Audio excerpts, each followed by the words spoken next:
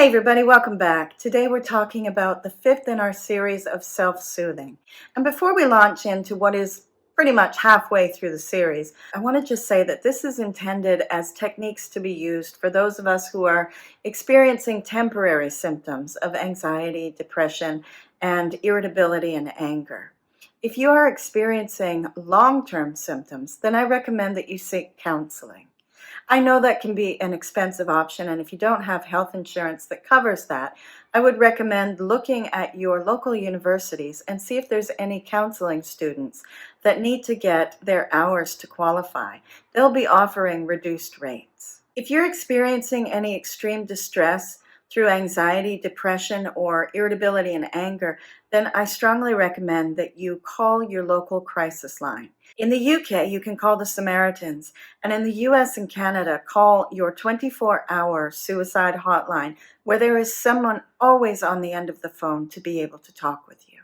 In this period of prolonged physical distancing and isolation, many of us are experiencing temporary symptoms of anger, depression, and anxiety. And you may experience temporary symptoms throughout your life. And it is for those that these techniques are most helpful. So today I want to talk about the fifth technique, which is to move the body. Whether you're experiencing anxiety, depression, or anger, moving the body aerobically will help to change that mood. One of the mechanisms that helps to improve the mood is the release of feel-good hormones through aerobic activity. Another mechanism that particularly works on anger is that it lowers the blood pressure. We all associate a rise in blood pressure with that irritated, irritable feeling of anger. But by lowering the blood pressure, it helps to alleviate that mood. A lot of our tips have really worked well for anxiety and depression, but anger is a bit tricky. And there are two types of anger. There is state anger, that momentary intensity of a burst of anger we feel, and there is trait anger, which is basically a generalized mood. Aerobic exercise works to change our mood, but studies have shown it doesn't do much to help alleviate the intensity of that momentary anger. And for that, I would turn to non-aerobic exercise. Now, of course, there are many types of non-aerobic activity that we can choose, and some people suggest that weightlifting helps particularly with anxiety.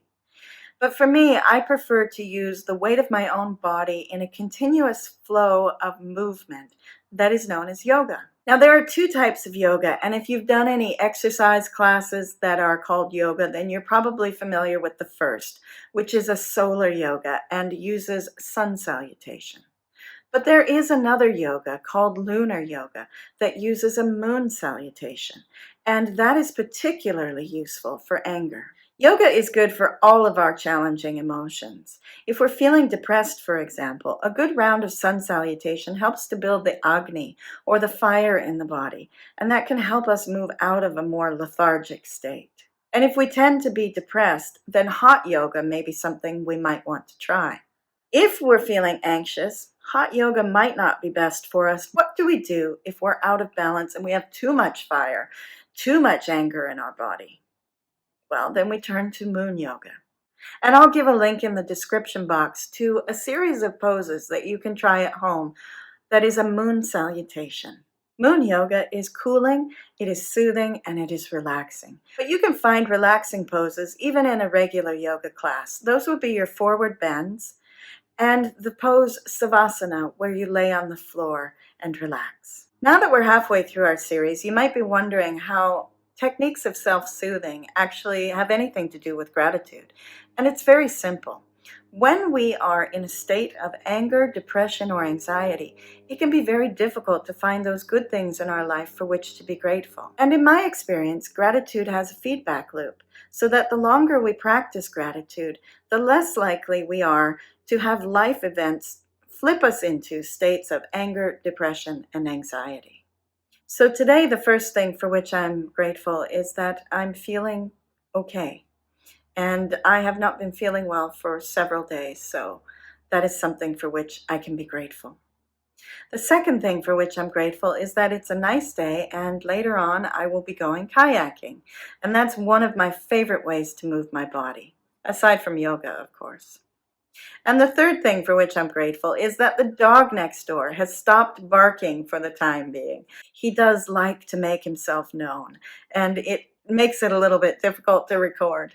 My sense of oneness today came from chatting with a friend in Halifax. We're relatively new friends, but we've been getting to know each other better and better, and I really appreciate her as a person, and I feel I can really trust her. And that is a really, really great gift. My intention by the end of this series is to offer you a toolkit full of tools to help manage difficult emotions in these challenging times. If there's a particular way that you like to manage your difficult emotions, please leave it in the comment box below. If you like this video, give it a thumbs up. And if you want to see more videos like this, then click subscribe. If you hit the bell icon, you'll be notified when I upload again. For what are you most grateful today?